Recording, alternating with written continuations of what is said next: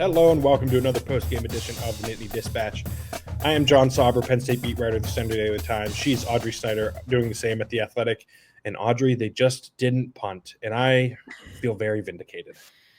John, all of these scenarios that we talked about pregame, how we thought, there was upset potential, Penn State would win comfortably, maybe we'd be talking about Nick Singleton or Tyler Warren. At the end of the day, Penn State wins here in Minneapolis 26-25 in dramatic fashion on 3 4th-and-1 conversions on the final drive to kill the clock. We're probably going to spend time today talking about Dom Ruley and Luke Reynolds, just like we all thought. Yeah, a very strange game. Penn State wins 26-25 over Minnesota in a game that it kept feeling like that they were kind of losing grip of the season as it was unfolding. One of the things I wrote, and you can find that over SunnyDaily.com. You can find all of Audrey's writing over at The Athletic. One of the things I wrote was it felt like every time they lost the lead that the season was on the line. And maybe it wasn't because Ole Miss lost, and as we later found out, Alabama lost. And so Penn State is probably in even with a loss to Maryland next week. But it is I'm sure it is a much better feeling for Penn State and Penn State fans that, they beat the Minnesota team that they struggled with. And in those moments when it felt like the season might be on the line, they came up big and they had different guys come up big, right? It wasn't all the Tyler Warren show. Even like the play that Warren made, being wide open on the backside of that final play of the game, he didn't do anything particularly special, right? He just leaked out, and then there he was standing, waving his arms so Drew Allar could see him. It felt like a team victory late in the kind of game the kind of win that you need to give yourself the confidence that you can really do this in these big moments that matters. Because in the playoff, games will be closer, and they will be like this. And listen, they might not be facing a defense as good as Minnesota's, quite frankly. Yeah, and I think the other part of this, too, is Penn State did not play a clean game today. You got a punt blocked. You had Drew Allar did not look particularly sharp on quite a few throws that he was missing that he typically would make. We also had a really weird angle. Our press box seats were like angled, so there were times where it looks like he would maybe sail a ball, and I'm curious when I go back and watch it, the TV copy, how different maybe it looks. The fact that you win a game like this on the road, as James Franklin mentioned, Penn State goes 5-0 on the road. I believe you said it was the first time since mid-'80s, I want to say. I think he said 85? 84, maybe. 45, 85, yeah, something like that. Anyway, we'll dig that one up during the week, not Saturday night as we sit here and record this late. Or we won't. Who knows? It's true. Probably, yeah. Holiday week, yeah, probably won't. It's one of those things where you have to find different ways to win games, and we're all sitting there writing during the game. We're writing about how bad the special teams were and the fact that you have a punt blocked and one of the most bizarre sequences before the half where you get the extra point blocked and returned. You just had these bizarre plays, and the fact that Penn State was so aggressive late, to me, was really interesting, and I'm sure it was to you too, because early on in the game, first 2 drives, 4th-and-1, both times Penn State punts, and then they have the 4th-and-9 later on in the game where they have the Tyler Warren like pooch punt deal, and Drew Allar's visibly upset with that because they wanted to go for it. What the hell was that? Like what? Which one, John? Which one? So, we'll get into the 4th-and-1s earlier because I was incredulous that anyone can make these decisions, just as I was incredulous that PJ Fleck made the decision to kick that field goal late. We'll get into that too. And I was incredulous that PJ Fleck was wearing sunglasses once it was dark out.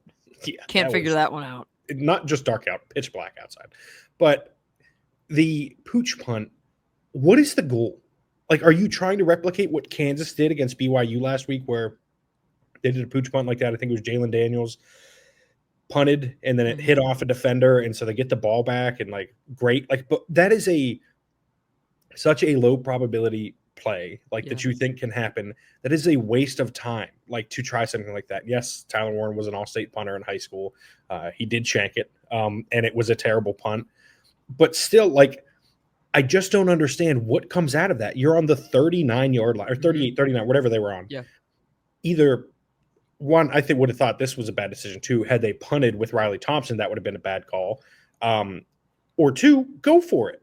Like, you're trying to win the game at this point. And listen, you have to have faith in both your offense and defense, that one, the offense that you can get it, two, the defense that they will stop them, much as they have most of the game. And I was in awe that they made the decision to not just punt, but to have a trick punt that is not accomplishing anything. Yeah, to me, it's like you had the first 3 quarters where there were so many mistakes and all these gaffes and weird moments, and it's like they're gonna lose this game. And I my said that seat to you several times. yes, my seat today was next to John, and he was complaining because we're gonna have to go on the road in December for a playoff Yes. game, and and I was like, yeah, it's not looking good, John. Like this is pretty bad. To be fair, I was really looking forward to, and now am, like, this next month of we don't really have to go on the road at all. It will be nice. Don't we'll jinx it, John. There's still a path to the Big Ten title game. Don't do that. Don't do that.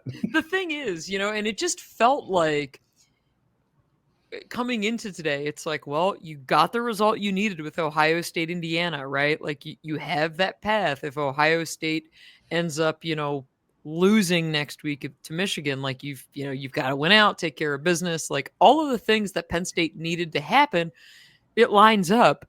And then they come out and it's like, oh, here comes a dud on the road at Minnesota. And PJ Flex teams always have this weird upset potential. And we talked about it on the pregame show. And it just felt like, okay, the crowd's getting behind him now. They're getting this thing rolling. Penn State is playing very risk averse, 4th and 1, and they're not even considering going for it. They were playing cowardly. Like, that's all that is. Like, not going for it on 4th and 1 from your own 34. I understand people's qualms with that. They will say that you can't do that. You play the field position game. I'm going for that. Like, if you're as good as you are supposed to be, and if they're as below you as they're supposed to be, and I understand that Minnesota has a very good defense, pick up the first down on 4th and 1. Like, have the faith, not just in your offense to get it, but in your defense to stop them. And then, like, part of the issue is this flawed, like, you got to make them go the length of the field. Usually that's more happenstance than anything, right? Like, Minnesota just took the ball the length of the field and scored on that one, right, when they punted. The other one that they, I can't remember how long it was. It was, I want to say Penn State pinned Minnesota within their own 10. Minnesota ends up putting it back, and Penn State gets the ball pretty much where they had it. But still, like, you can't base it on those kind of results, right? And I'm not basing that first decision, to be clear, on Minnesota going the length of the field anyways. I just think you have to have the faith in your offense that they're going to score, or that they're going to get a first down there. Then on the second one, when they were on their own, I believe, 46-yard line, you're basically a punt is not doing a ton for you there. Even if you want to make the field position argument, which is not one that I will ever make, I just think you have to believe enough in your offense, because too many coaches and too many people just, like, the discussion even around, like, kicking field goals is, you got to take the points. One, it's not a guarantee that you make a field goal. You're not taking points. You're not given 3 points if you decide to make this decision on 4th down. And two, like, it is not guaranteed that you're going to fail. Like, I think people operate under the assumption that you're not going to convert. And I don't know why that's the assumption, especially when it's something like, 4th and 1. I know that's generally the way football has been coached for a very long time. And so it's what a lot of people fall back on, because we are all creatures of habit. But at the end of the day, you're more likely to convert that than to fail in getting that 1 yard in that situation. And that is very beneficial to you, to pick up that yard and continue having the ball rather than not having it. Well, and the 4th and 1 at the 46, the Penn State 46, that's the one to me that you and I are both sitting there, and we both said it. We're like, we're absolutely stunned that they are not going for this, because I think I posted that on social media as well. Your defense had already given up a touchdown, right? So, like, and in my head, I'm thinking, okay, you might be in a shootout situation right now after you punted the first time on 4th and 1, and it really didn't do your defense any good because they just got marched down the field. So then you come out again and you let Riley Thompson punt it. And that was the moment to me, John, where it was like, this thing, it might be taking some weird turns today where they end up losing this game. And, then once you get the blocked punt and then the extra point that gets returned, it's like, okay, you're getting these weird, bizarre, like, fluky plays that are, I mean, not even fluky plays, but the types of plays that James Franklin mentioned a week or two ago when he was talking about his special teams, and at some point the rest of the season he wanted to see them make these game-changing plays, and it's like, yeah, they didn't make those like for most of the they game. did. They made those plays. It just was in the other direction. Yeah, and the thing is, and I do want to point this out because it got lost in the shuffle live. I know for me it did because there were just so many different things happening. But on the punt block, Luke Reynolds is the guy who actually is the one who gets beat on the punt block, and Nick He also Dawkins doesn't, to be clear, like doesn't really get beat. Like he got leveraged, and like that, Yeah. it was kind of unlucky with where Riley Thompson was punting from and everything. I don't know. It is his fault, but it's like not really his fault, if that makes sense. The one guy who said it was his fault apparently was Luke Reynolds. Again, we can't talk to, we don't get to talk. Yeah, a lot of guys will take ownership of that, even if, again, I disagree with him that it was really his fault. But Nick Dawkins said at halftime that Luke Reynolds was really down about that, and that he said, hey, I'm gonna make this up. I'm gonna find a way to make a play. And that moment stood out to Dawkins because he was like, this is a young guy who was clearly down, and Nick talked to him, had to kind of be like, hey, you got to get your mind right. Like, I know you're mad about this, but you got to let it go. You can't change it. It's in the past. And so sure enough, then, you end up with the critical V play of the game, the 4th and 1, the fake punt, the Luke Reynolds 34-yard rumble down the sideline. That was 32 yards. 34. I think it was 32. They had him in the scorebook as 32 yards rushing in the game. Well, 30 plus yards. And you kind of like, you just get those moments where you're like, okay, you've found a way with somebody else to make a play that we're typically not talking about. And obviously Dom Ruley is the other part of that. James Franklin said that, they've had this fake punt in there. There have been at least, Franklin said, 6 other instances this year where they could have checked to it, where Ruley could have checked to it, but that they never got what they wanted pre-snap. And Franklin did not think that they were going to get that he expected PJ Fleck to come out, punt safe. In that case, Penn State would have punted the ball away. So this is part of the problem, right? Like PJ Fleck is assuming that James is going to make decisions like he does, right? Like he's going to make these decisions as if he is trying not to lose rather than trying to win the game. And that is what happens, right? Like you end up with a situation where, PJ Fleck is essentially preparing for James to, I don't know, be a coward, right? And because PJ Fleck does that, it creates a scenario where he's unprepared for someone actually being aggressive, and that costs Minnesota the game. Like I think that's important in all of this too, right? Like PJ Fleck was making decisions. Like this was something like James talked about a lot this week, and it kind of bothered me every time he brought it up. He kept saying that you have to learn not to lose before you learn to win, and I just hate the idea of playing not to lose. And I connected a lot of what he said to that idea too, right? Like that playing not to lose is bad as far as I'm concerned. Like you should always be playing to win. And I understand the point he was trying to make with playing not to lose. Like you don't want to turn the ball over. You don't want to make mistakes and shoot yourself in the foot. But I do think like it is a situation where you have to go out and try to win when you're PJ Fleck against a team that is better than yours. And that's where I get to this before the coming out with their punt return team, assuming that James would essentially just give the ball back willingly. Before that, they have the ball, 4th and goal, and they decide that, Penn State's ground and pound offense, that maybe it wasn't as effective on the ground during this game, but all year has been able to string together all of these long drives and has been able to put together drive after drive that is long and successful, and they don't always come up with points, but they usually are able to take a bunch of time off the clock. PJ Fleck decides that rather than try and score a touchdown from the 8-yard line, he's just going to lose by 1. That's all. PJ Fleck in that moment decided that his team was going to lose by 1. And with sunglasses off at that point. Yeah, don't even get me like that. I don't know what's going on there. But John, to me, that was like, it was so dumb. And, you see the sequence unfolding.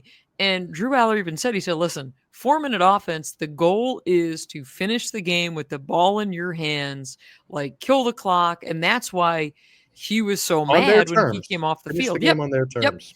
And it's like, okay, so here, you get the 4th and 1. Let's take a brief break from the podcast to discuss our good friends over at Roback. As you can tell on my hoodie right here, I am once again wearing a performance hoodie from Roback. I'm wearing performance joggers. I wore them to the game today. The comfiest apparel that I own. It doesn't get any better. And if you would like some as well, you can use code TND20 to get 20% off your first order over at roback.com to get 20% off those performance hoodies, performance joggers. And we say it all the time, but it's as good as it gets. Roback beanies, John. That's the other. You could have had the Roback trifecta today. You were so close to pulling it off. As I mentioned the other day, the duffel bags are out now. 2 quarter zips. Get the holiday shopping done now. And let us help you with code TND20, as in the Nittany Dispatch 20, to save 20% off of your first order from our friends at Roback. And now, back to the show. Yeah, John, we're on the 13th floor of a hotel, and there's a wedding reception at our hotel. I think they're taking all of our good Wi-Fi. But speaking of cowards, good teams find ways to win games, and you have these moments where you need other players to step up, and you have these, adverse situations. And PJ Fleck's out there, like, you have the number 4 team in the country on the ropes, and you're just like, yeah, I think this is going to be okay. Like, let's just, we're going to take the opportunity here. Like, to me, that was just mind numbing. And then you see James Franklin, like, have this reverse mentality after, most of the game. You have these 4th down situations where you're being risk averse, like we talked about before. And then it's like, okay, well, now James Franklin says, no, we felt like we needed to end the game on our terms with the ball in our hand. So that's why we kept going forward on 4th and 1. One coach was aggressive at the right time at the end. The other one wasn't. And you know what? If Penn State goes for the fake punt and doesn't convert there, at that point, I think you say, you know what? It hasn't been your day. Yeah, you got to live with it. And I think at that point you say, you know what? A lot of other things have gone wrong in this game. At least you gave yourself a chance to try and win the game. Now, I do find it a little bit interesting, the fact, and this to me kind of goes to maybe the confidence or lack thereof in the run game with short yardage. The fact that that's like your best call on 4th and 1 is the fake punt. Like, to me, that's kind of interesting. Just because you've got these 2 running backs, but we've seen Penn State in these key moments have some issues. I'm going to be honest. I think Penn State in those scenarios should stop running plays to pick up a yard and just kind of run their offense. Like, I feel like they have more success just running their offense, giving guys a chance to succeed in the middle of the field, down the field, whatever, like, rather than telegraphing what you're doing. Now, Andy Kotelnicki's creative enough that they may come up with other things to do, other ways to try to convert and get that yard. But I do think, I will say, that the fake punt obviously worked out really well. The second conversion on the last drive of the game, where they, PJ Fleck calls a timeout, and Penn State comes out of that timeout, immediately gets to the line of scrimmage and does a quick sneak, like stuff like that, where you can catch the defense off guard is really important in those situations. When Minnesota has a really good defense, I would never get over PJ Fleck's decision to give the game away there, because quite frankly, if you don't convert there, at least you can say you tried. Like, you tried to win the game. You didn't even get the ball to try and win the game with the way that he handled it. And again, this isn't a Minnesota team where it's like, okay, like, if you have to win this game in order to make the playoff or whatever. Like, you should be playing with house money in that scenario, especially given where your season's at. Anyone who listens to this podcast and has heard me talk about these types of situations before had to see that happen and had to know exactly how I was going to feel about this and how I was going to react to this. And it is exactly how I feel and how I'm reacting to it, because it is, you just don't care enough about winning the game at that point. You're too scared to go try and take it. You're deferring almost to the team that is better than you. And that's what they did. And they got what they deserve, quite frankly. And honestly, I think if James decides to go for it earlier in the game, probably not even talking about this being a close game, because I think they probably convert in those situations and go down and score. And well, I mean, I think they probably convert thing is interesting, because, I mean, you look at some of it and it's like, okay, you have 4th and 1 because on 3rd and 2 you got a yard, or they gave the ball to Tyler Warren and maybe you got 1 yard but you needed 2. Like, He and to has that me, pitch on those mhm. power plays that they run with him. That's there to Nick Singleton. They're going to break off a big gain on one of those, I bet. And again, I kept saying, at some point we're gonna see Tyler Warren punt. At some point he's gonna punt, and then yeah, you get the punt today, and we're just like, oof, boy, it was bizarre. But I think, John, the other thing that stands out to me from this ending sequence with the 3/4 down conversions is the fact that the final play, the Drew Allar to Tyler Warren pass play, that was a play that Aller wanted to run, not necessarily James Franklin or Andy Kotelnicki saying, "Hey, we're running this." This was Drew Aller going to the coaches and saying, "Hey, I like this play. What do you think about it?" And they I both were thought on that board was with it. That to me is telling. I thought that was the most positive thing that I heard post game. It might be the most positive thing that happened Saturday. If your offense is so confident and your coaches are so confident in your quarterback that he suggests a play and And you you decide trust him. in that Mhm. crucial situation to trust him, I think it says a lot. And I think it says a lot about where this offense is, where it has the potential to go, right? Like I think they continue to get better. It is funny, Aller like probably played one of his worst play to play Mhm. Yeah. games of the season. It kind of reminded me of USC, honestly. He missed some throws. I think there was some miscommunications were part of that. He was throwing balls to the sideline. Guys were breaking inside or breaking off the route inside, at least. There were a couple that he just flat out missed. There was one, they had a deep shot. I think it was either Omari or Trey Wallace where they had him in the corner of the end zone as he was coming across the field. And Aller just couldn't hold on to the ball Mhm. any longer and had to loft it up. And he throws it to the right spot. The wideout just couldn't get there because Aller had to throw it early because there was pressure. He seemed a little bit off early, but again, when it mattered most, he was awesome. And he was running for big gains and picking up crucial yards for this offense that times struggled to pick up those yards. And I think it says a lot about his evolution, where he's at as a quarterback. And I think uh, James Franklin said earlier this week that Drew Allar doesn't get enough credit. And then he said he knows why. And then I asked him Wednesday why. And then he said he didn't want to tell us why. Listen, If I I'm going wanted to to tell you assume why, John, I would have told you why. yeah, he didn't tell us and he doesn't want to tell us. So it leaves a vacuum for us to kind of make assumptions or put together some clues. I think it's probably because they haven't beaten Ohio State or don't have these big wins. And I understand if James feels Or that way. And I Aller think, hasn't necessarily had those big yeah, armed but moments that we thought. Like there have been moments, but I think the outside perception is here's this 5-star quarterback. He's going to be a Heisman front runner. Like I think you get a lot of that unfairly if that, so. if that was true, I think James would have said it. I think the only thing he doesn't say is the Ohio State thing. And again, this is what Maybe. happens when he doesn't want to answer questions. He's fully allowed to do that, to be clear. And I think it's fine that he does that. Yeah, I mean, I In, ignore in John's in this questions all situation. the time. Who doesn't? But no, I think that's the reason they haven't won this big game or whatever. And I think Mhm. and I think if that is why James feels that way, I think James is probably right. I think Drew Aller doesn't get enough credit. I think people are pinning too much on him for the Ohio State losses and the Michigan loss, like last year. I just think like it is unfair to judge him entirely on those situations. Yes, he needs to be better in those types of See. games, but he's been so good otherwise, and frankly, like really good. And I thought he was pretty good for long stretches of the Ohio State game this year. That I think he is not receiving enough praise for how he's handled his second year as a starter. Well, and I think, but here's the other piece of that, and it's unfair, but it's sports. Like we remember what our favorite athletes do in the biggest moments. Like that's how careers and legacies are defined, right? Like nobody is going to care about what Drew Aller did, in against a lesser opponent, right? Like maybe you remember some of that, but at the end of the day, like that's not the kind of stuff that legacies are defined by. And that it's unfair, right? And I'm not saying people shouldn't enjoy the other moments because absolutely you should, and they matter to the people and they matter to the fans. But when you start thinking in context of like legacy and like where do you fall? Like, where does Drew Aller fall in this sport, right? Or in the quarterback class, whether it's this year or next year? Like, those are the kind of things. And you say, like, okay, you need to have that Heisman moment. And again, not necessarily for him because he's not in that conversation. But like, what are those big defining moments for him this year?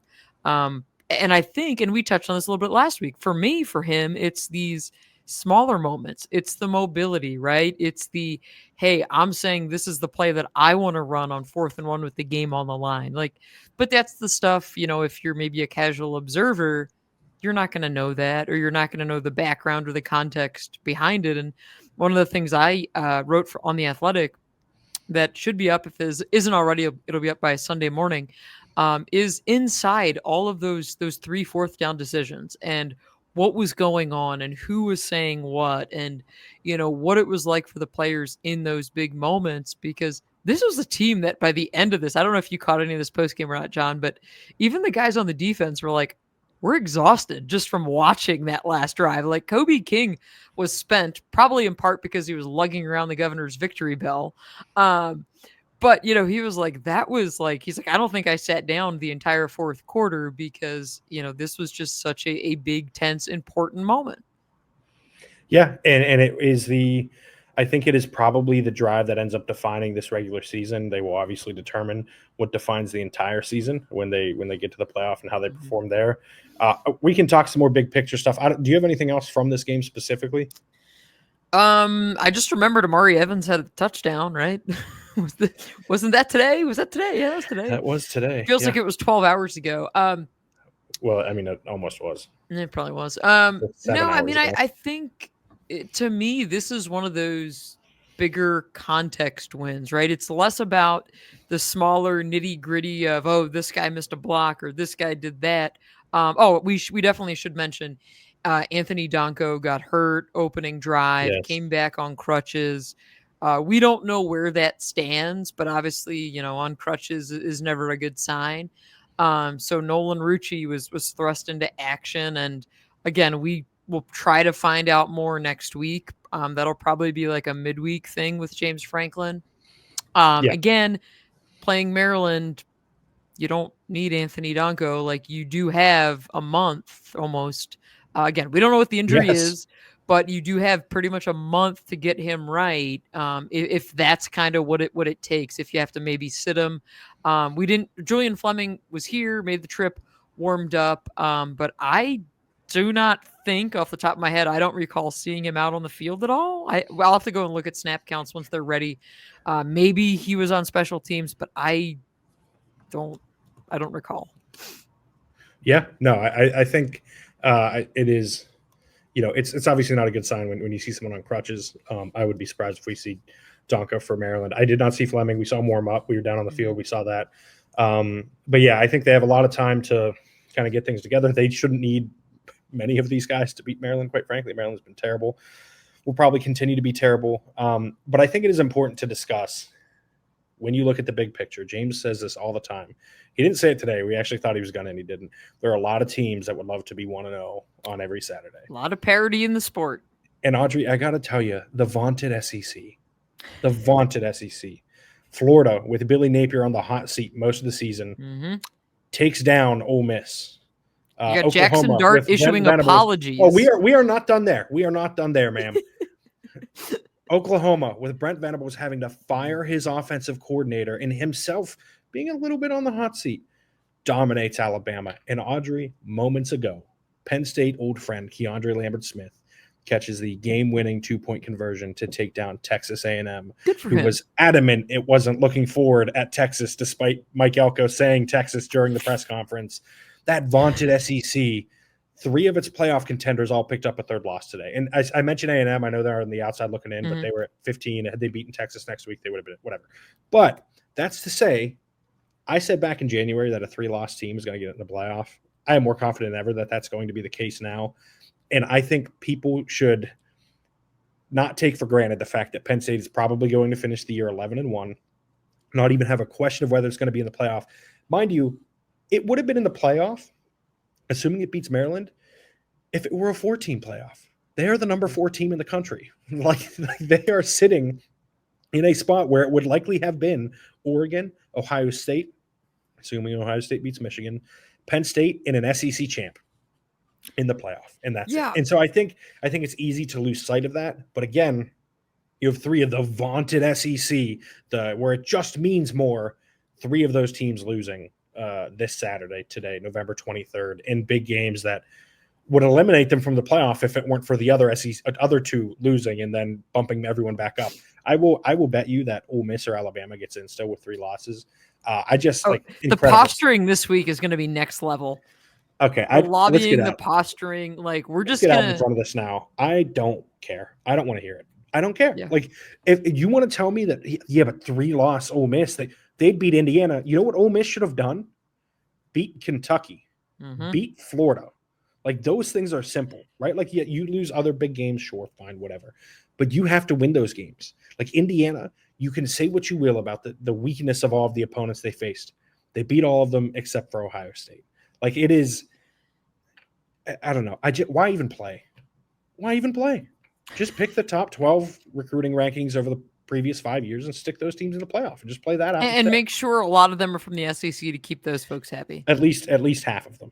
But not more, John. They deserve more. It just means more than half. It should probably just be, there should be 2 playoffs. One 18 or 16 team SEC field and another for everyone else. And then the winners just get to face at the end, and that's it.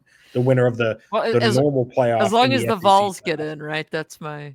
Yeah, right, true. But yeah, this is like the SEC is now looking at having a disaster in the standings.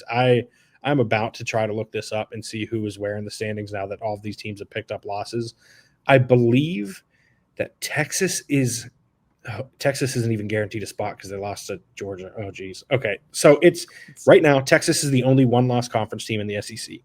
There are 3 2-loss teams. It is Georgia, A&M, and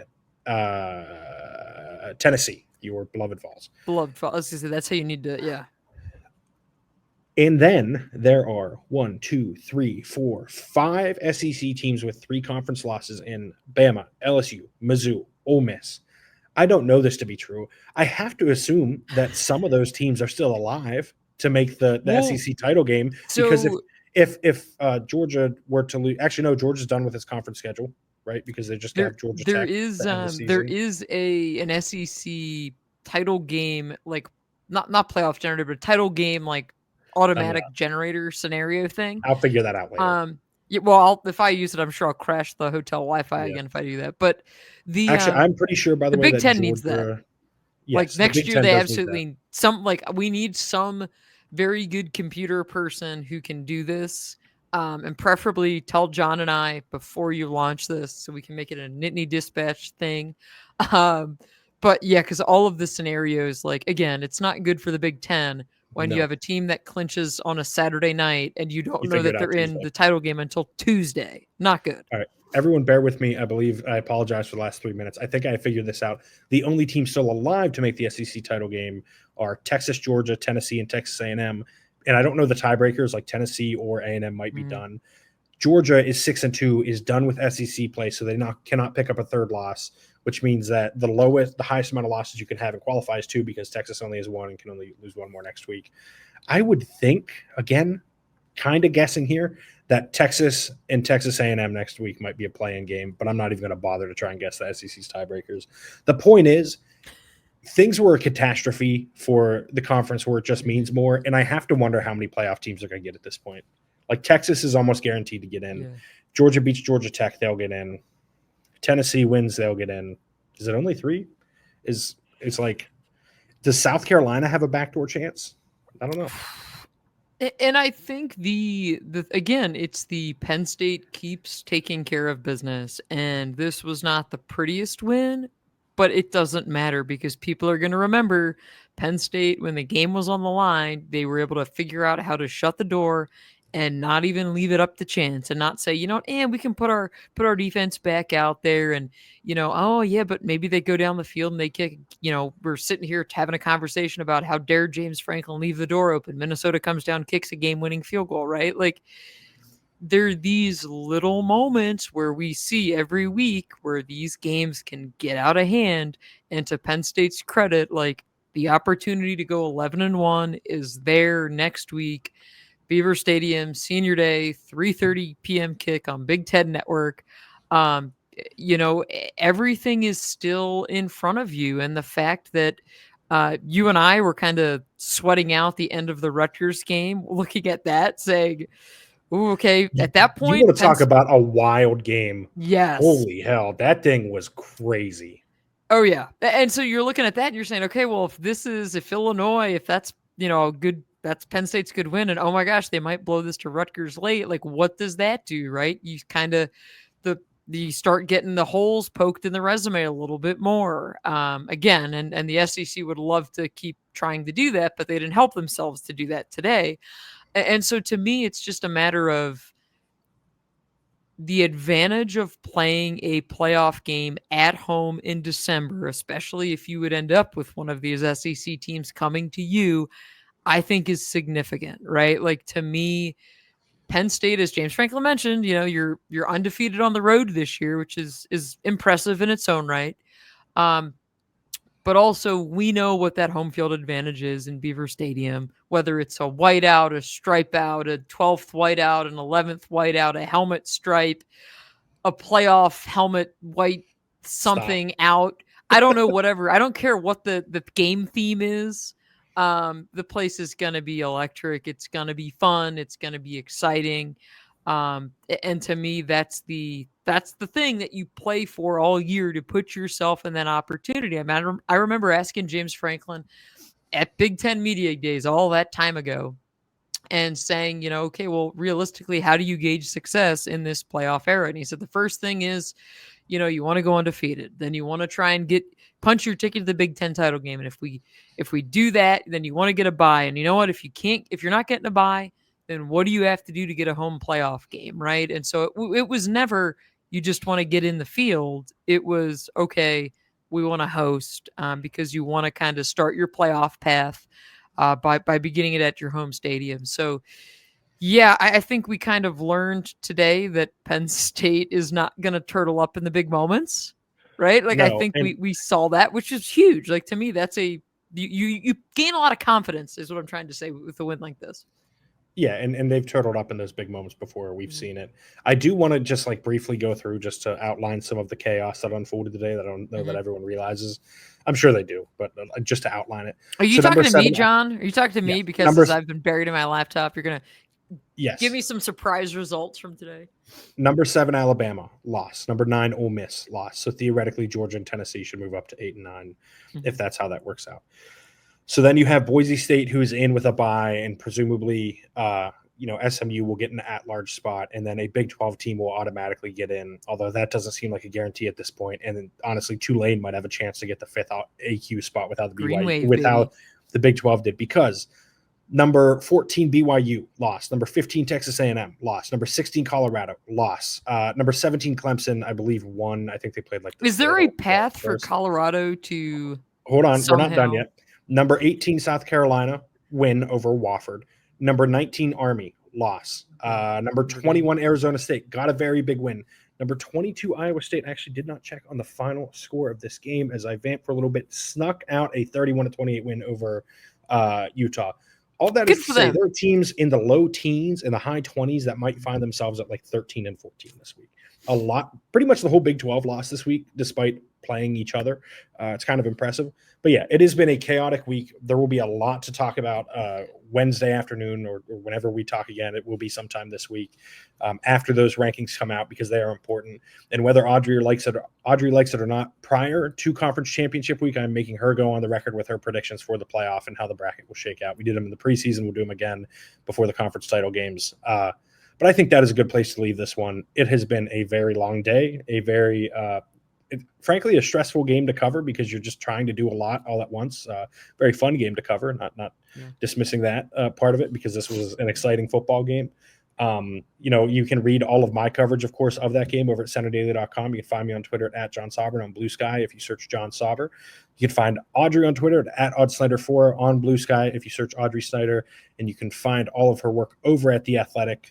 All of her post-game coverage is there. If you were listening on Apple Podcasts, don't forget to leave those 5-star ratings, reviews. Those really help us out. If you're watching on YouTube, hit the thumbs up button down below. Hit the subscribe button. That really helps us out. I think we are now over 1,200 subscribers, on YouTube, which is very exciting. We are very grateful for all of you who watch and listen and the like. Very appreciative of that. Little over a year into this podcast now, our first full season, I guess, almost wrapping up. Now that we started the middle of the year. And it's going to be an extended playoff run. It is. Yeah. Well, that feels like a jinx if I've ever heard one. We'll find out next week. Oh, no. But thank you for tuning in. We will be back midweek. Until next time, thank you for tuning in. Have a great day.